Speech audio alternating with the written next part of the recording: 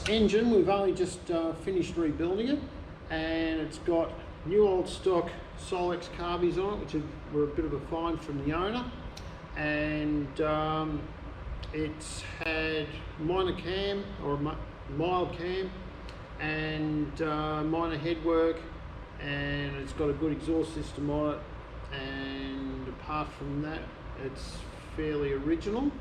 So we have actually run this and it's sounding really good. Oil pressure's good at 60 pounds of pressure when it's cold and when it's revving.